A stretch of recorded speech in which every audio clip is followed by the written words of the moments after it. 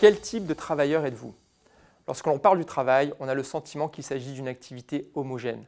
Or, nous savons tous que le quotidien d'un graphiste, par exemple, est très différent de celui d'une infirmière.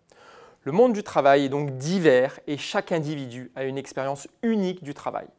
Dans l'ouvrage « Pourquoi travailler ?», j'essaie de montrer que l'on peut comprendre le monde du travail à partir de deux grands paradigmes, le travail moderne et le travail expressif.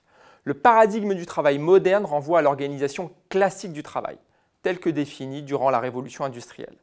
Le travail est ici avant tout une activité économique, séparée dans l'espace et dans le temps de la vie privée. Dans ce paradigme, l'argent et le temps sont au cœur de la relation de travail, car on y échange principalement du temps de travail contre un salaire. C'est encore aujourd'hui le paradigme dominant, notamment pour les salariés travaillant dans les PME, les grandes entreprises et les administrations. En revanche, le paradigme du travail expressif est traditionnellement celui des artistes, des écrivains et des scientifiques. Le travail est ici avant tout une activité qui permet la création d'œuvres et l'expression de soi, même si bien sûr la dimension économique reste souvent importante. Dans le paradigme du travail expressif, le développement personnel est prioritaire, tandis que la réussite s'apprécie au regard de la qualité et du succès des réalisations, ainsi que de la réputation d'un individu.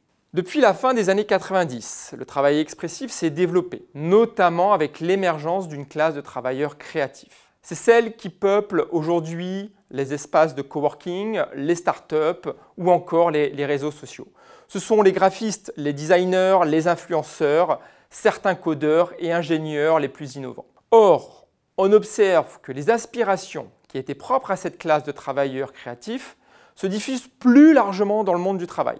Cela se manifeste par exemple par le souhait d'une part significative d'actifs de pouvoir travailler à distance ou d'être autonome dans la réalisation des tâches. On assiste donc à un développement lent et progressif du paradigme du travail expressif, marqué par davantage d'autonomie, d'auto-organisation et de tâches créatives. Cela étant, on observe également en parallèle le développement d'emplois précaires, payés à la tâche et peu épanouissants.